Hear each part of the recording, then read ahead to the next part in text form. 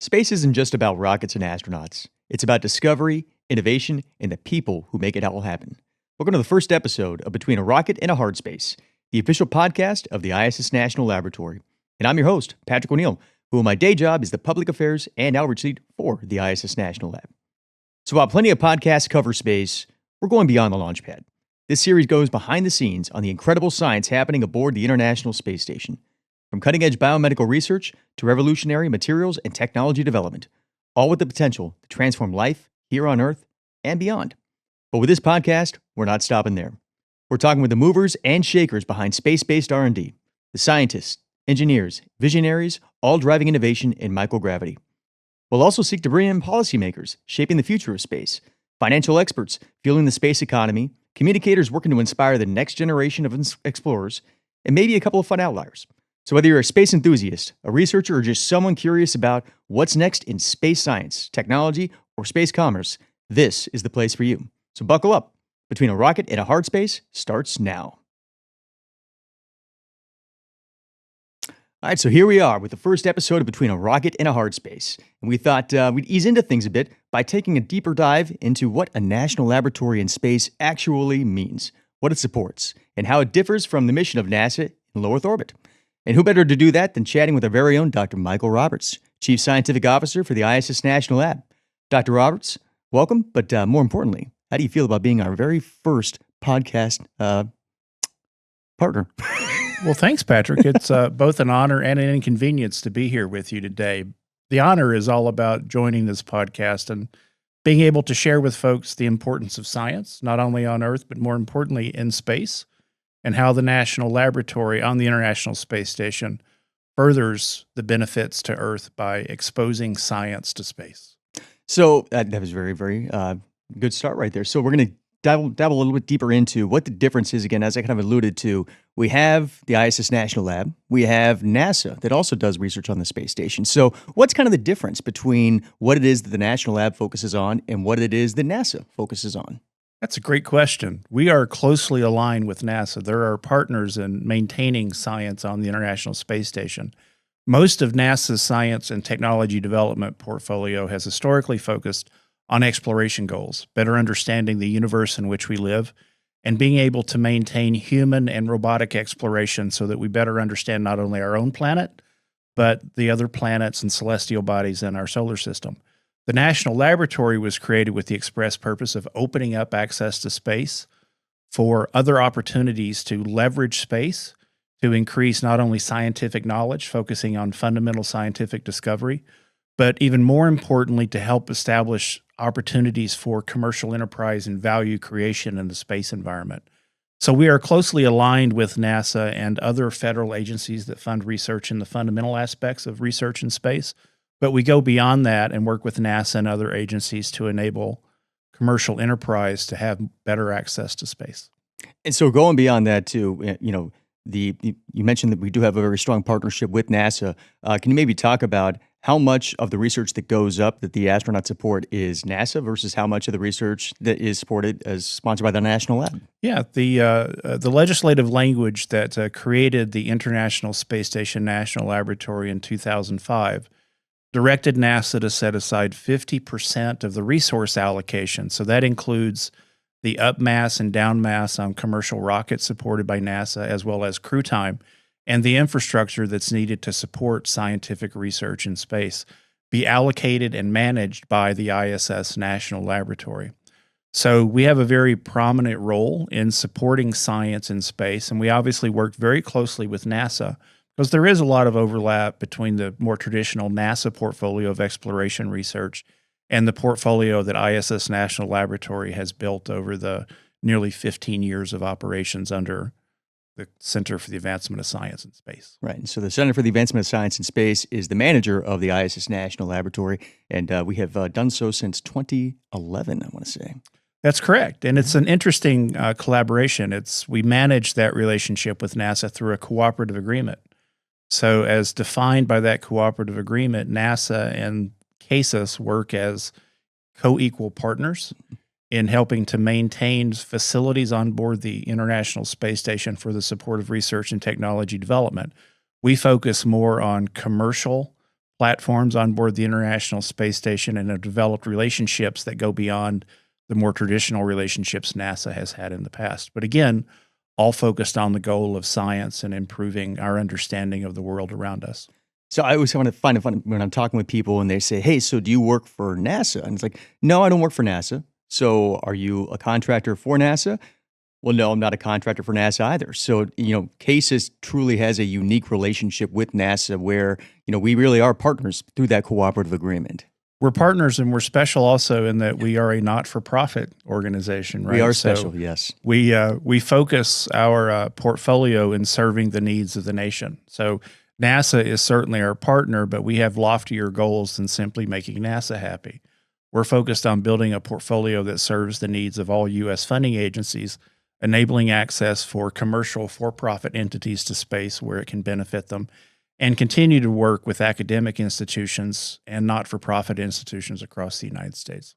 So let's talk a little bit more about some of the research that's been happening on station. So we are now entering the 25th year of continuous human habitation on station, which is a fantastic achievement.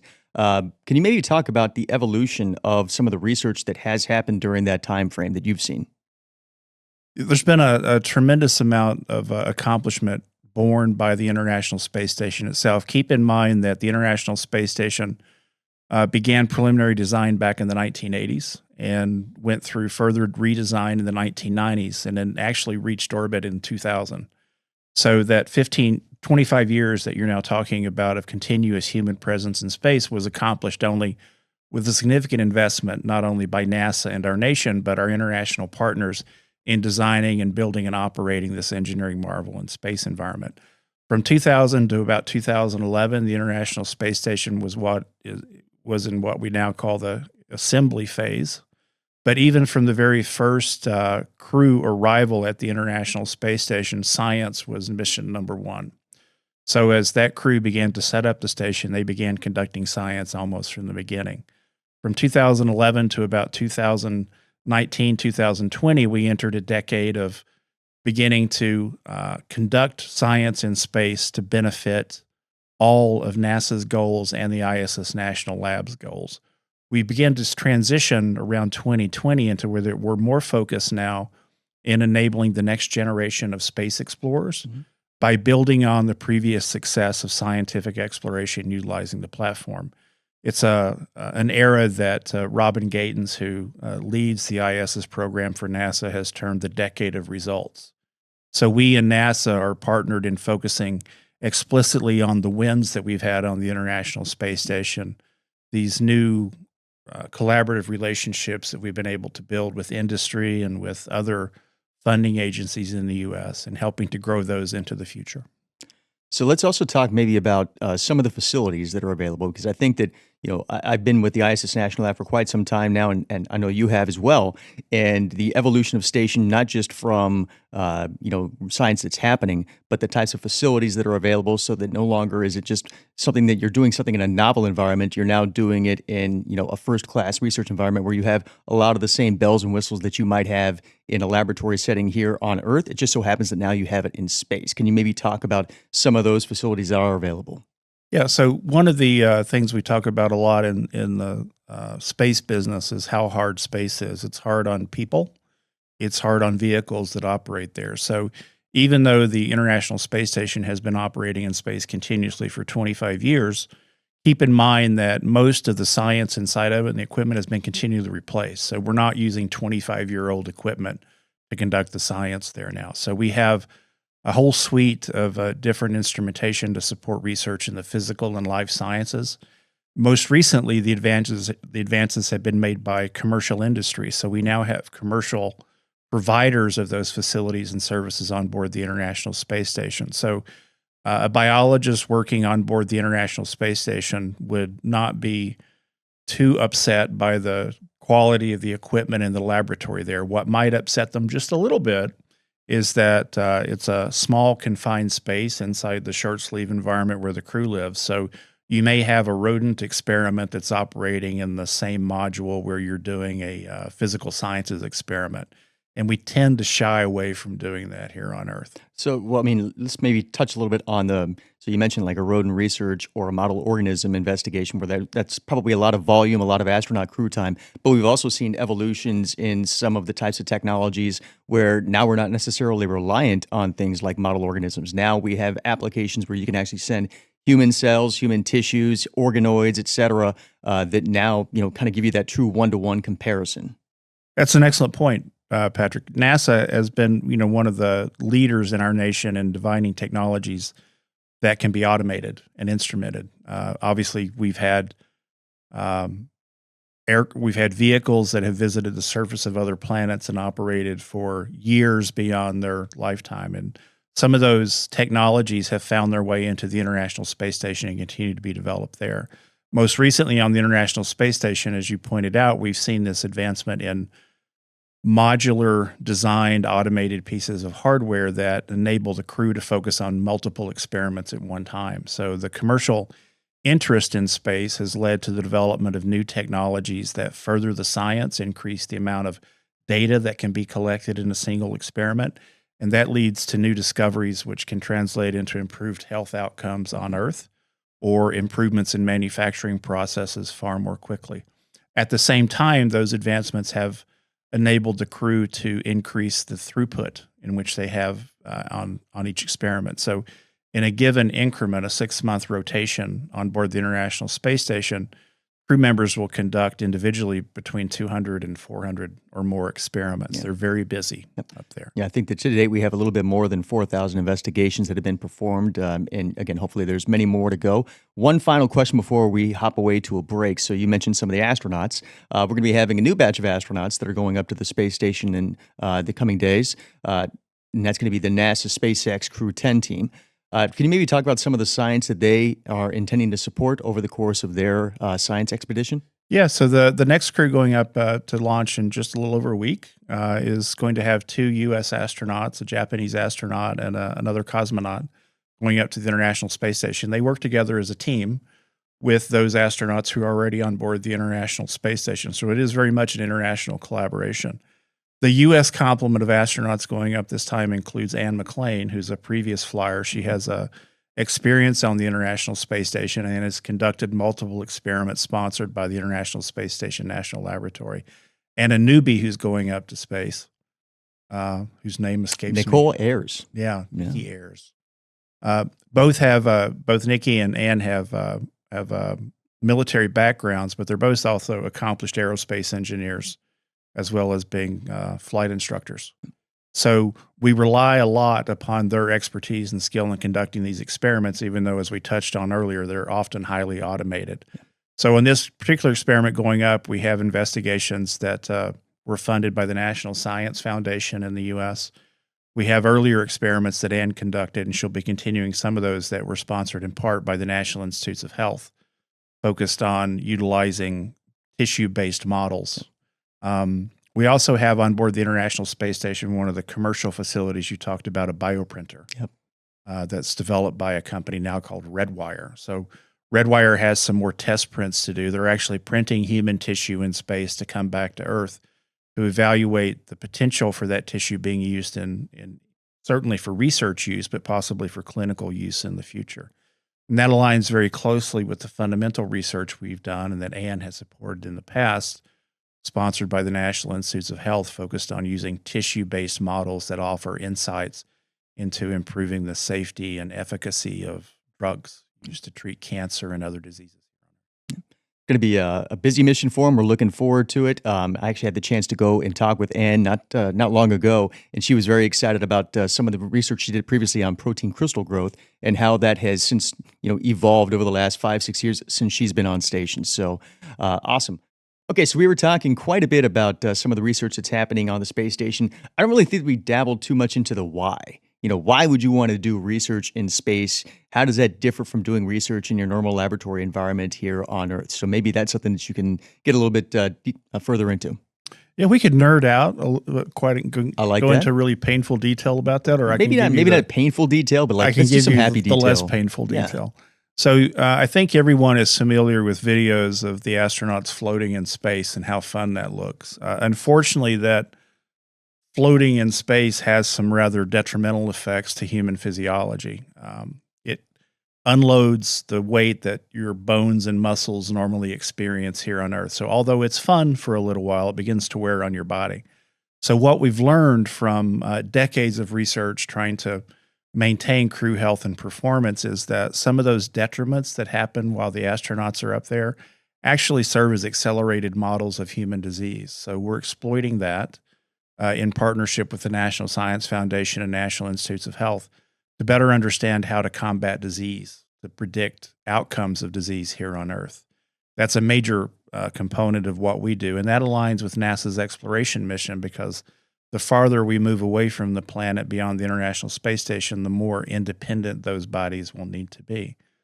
So removing gravity from the equation helps us understand not only the effects of space on our bodies and how natural aging processes occur here on Earth, it has very important aspects for physical sciences. So we are at the cutting edge of being able to develop new materials that have uses in semiconductors and telecommunication systems in space. Those studies are so advanced that people are actually starting to look at manufacturing processes in the space environment. Now, the International Space Station is a wonderful place to work and a great tool, but it's not a wonderful manufacturing facility. There's a lot going on. Well, we might get into that a little bit later on too about what is next. There are frequent vehicles visiting. There's lots of crew rotations. It's not like a pristine environment where you would make semiconductor chips, for example. But what we can do on the International Space Station that we can't accomplish anywhere on Earth or anywhere else in space is understand how to take advantage of that lack of gravity to improve our manufacturing processes. And some of those lead to discoveries which we can bring back to Earth. Others may require us to actually build factories in space to take advantage of that continual lack of gravity. But we've already learned a lot about protein crystal formation, like you mentioned before, that has already translated into improvements in frontline cancer drugs here on. Mm-hmm. So, me, this is the comms, the PR guy. So not the science, not the nerd, but the way that I kind of outline it is if you live in a 3D world, and you're now able to add a fourth dimension to that world. So call that fourth dimension now microgravity.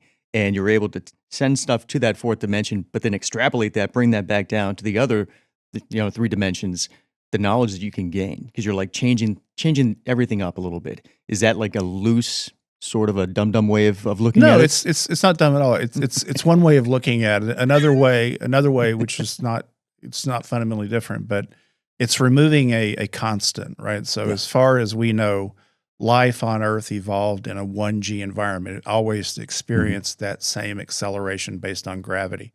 By removing that constant, you open up the ability of biology and physics to operate in ways that are surprising to us because we've always studied biology and physics in that 1G environment. Yeah. So it opens up possibilities that we might not have otherwise considered. So, how did you get here? Tell me a little. Like did you wake up one day and say, you know what, I want to go out there and work in space. I want to be the chief scientific officer for the ISS National Lab. How did Dr. Mike matriculate to where we are right now? Yeah, like much of my life and becoming a scientist, I just sort of found my way there, and I had no desires to be an astronaut. Although I'm old enough, I'm a child of the '60s, so I do remember the Apollo moon landing. I was about 6 years old, I think. So I have vague memories of it and a black and white television with very fuzzy pictures of it. And it was inspiring. And I remember having dreams after that of seeing spacecraft in my front yard. But the thought of being an astronaut and joining the space program in any way never occurred to me. But I went to graduate school, loved biology, loved the life sciences, thought being a professor of biology would be a great thing to do.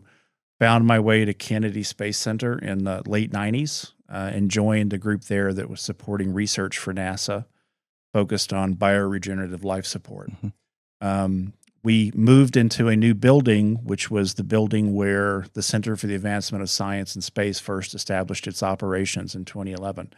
So I was there, although not part of the Center for the Advancement of Science and Space. I witnessed its birth, loved its mission, opening up access to space for other U.S. funding agencies, for other commercial entities that had not had that level of access before seemed like a great idea. So I was fortunate enough to be able to join CASIS at that time and join in the mission to operate the ISS National Lab.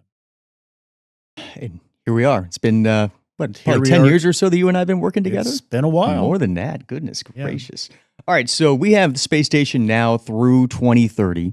From a national lab standpoint, and just from your selfish standpoint, what are some of the things that you would like to see accomplished over the next couple of years while we do have life left in the space station? So completing the mission, our mission at ISS National Lab that we share with NASA is to see the International Space Station fully utilized for the support of scientific research, technology development, value creation, and STEM education and workforce development. So we have a lot of different programs that support each of those facets of our mission. And our mission now has added to it the ability to transition those activities to commercial platforms in the future. These commercial platforms will in time replace all the capabilities of the International Space Station, but will be far more capable of addressing the needs of different entities, not only within the United States, but across the world. Yeah. So we're excited about that transition. The International Space Station will continue to operate at full capacity until the very last moment. And we look forward to a very exciting 5 or 6 more years. Yeah, I think that when I think about from a lasting legacy perspective of the space station, there is a lot of things that kind of pop into my head, and I'd be interested to get yours. But like from my standpoint, I look at the number of commercial facilities that have now risen up. So it's like almost that happy accident when you created the national laboratory. It's access and opportunity from an R&D perspective, but maybe we didn't realize that it was actually going to lead to a lot of business models that previously, did not exist, if not for something like a space station. So I look at that as kind of like a lasting legacy. It seems like you're talking an awful lot more about the science side of the house, but I think that there's also kind of a blending of those two. Absolutely. I mean, were it not for the International Space Station, we would not have SpaceX. And were it not for SpaceX, we would not have the ability to reuse space vehicles, driving down the cost of launch. So launch costs have come down considerably, and there's a promise with increased size of the vehicles, such as the Starship, bringing that cost down even more. That's leading to the democratization of space. Yeah. So nation states that previously could not afford a space technology program now have access to space. There are private astronauts and astronauts from across the globe, from a variety of different nations and new continents, having access to space. The International Space Station's played an important role in that. And the ISS National Lab has led this democratization of access to space for science across the United States. So we have these commercial entities now which are beginning to identify business cases that would make sense for them in the future in these commercial platforms, and will lead to new discoveries that will certainly benefit life here on Earth.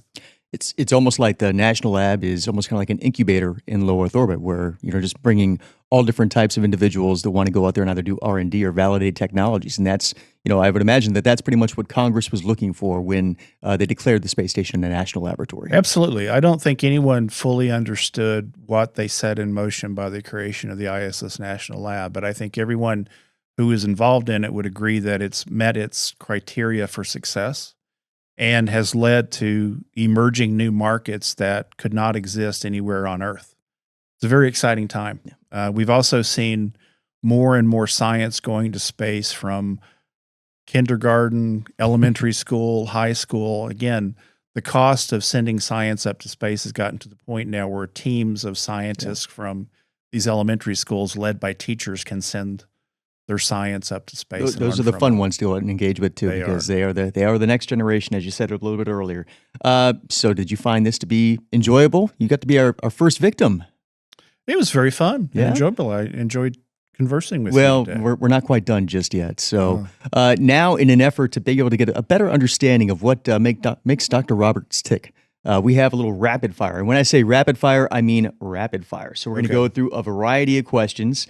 First and foremost, Star Wars or Star Trek? That's an easy one. Star Trek. Okay. What was your first job? My very first job, well, outside the home, doing chores, I had a job at the YMCA washing towels. Okay. Very exciting. Yeah. All right. So you talked about it a little bit. You were still looking for that dare to be great situation. You wanted to be an astronaut, but it just wasn't going to work out. But what outside of that, what did you want to do when you were a kid? Well, once I hit college, my major was life sciences. I knew I wanted to be a biologist. I was the kid, that would go wander out all day and go and sit in a stream and flip the rocks over to see what was living underneath it. That kind of guy. So once I was in college, I decided, I really liked research. Had an opportunity to do a couple of out of the university research programs at national labs operated by the Department of Energy. So I got a good exposure to what science was like outside of the university setting and enjoyed it. So first I wanted to be a teacher, professor. Then for a while I entertained the thought of getting a medical degree along with a PhD. So being an MD PhD. This is rapid fire, Dr. Mike. Quick. So shut up. Okay. All right. And then I wound up here. Okay. So sorry, I forgot the rapid fire part. Full circle. All right. Very important question. Dogs or cats? Dogs. Good answer. Love cats too, but dogs are. This is always an interesting one too. Who would you like to play you in a movie? Well, that's a tough one. Right? I never thought of that one. That's why it's a hard one. Amy Poehler. Okay. She could do it. She's funny. She is. And you're quirky like that too. Yeah. So I could see that. Well, she's legit funny. I fake it, but she could do it. She's got the chops. All right. So on a long drive, is it podcasts or audiobooks? Oh, on a long drive, it's both. It's a mix. The audiobooks get a little bit tedious after a while, I find, so I'll switch over to a podcast. So last question I'm going to ask you is, what's the hardest part of your job?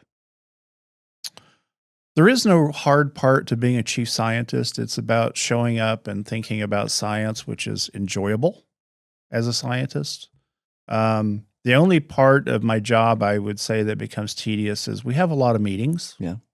And sometimes you don't enjoy sitting in meetings with me. Sometimes the meetings go on for too long and you kind of lose track of why you're having the meeting. Mm-hmm. And I've even had meetings about planning the next meeting. So yeah, the meetings are a little It's kind of the joys of adulting, right? It is. It's one of those things they don't warn you about as you pass into adulting. But the good thing about our job is that in the long run, you get to go watch rocket launches that have a whole lot of cool science to fly on it, and you get to be a part of that. So that's got to be exciting. Smoke and fire is cool. Smoke and fire is cool. Worth the trip. All right. Well, Dr. Mike, I think we're going to wrap it up for the day. This has been a lot of fun. Thank you so much for joining us. I've enjoyed it. Thanks, Patrick. All righty. And that's it for today's episode of Between a Rocket and a Hard Space. Until next time, innovators, this is Patrick O'Neill. I am your guide on this space science research ride. Thank you very much. Signing off.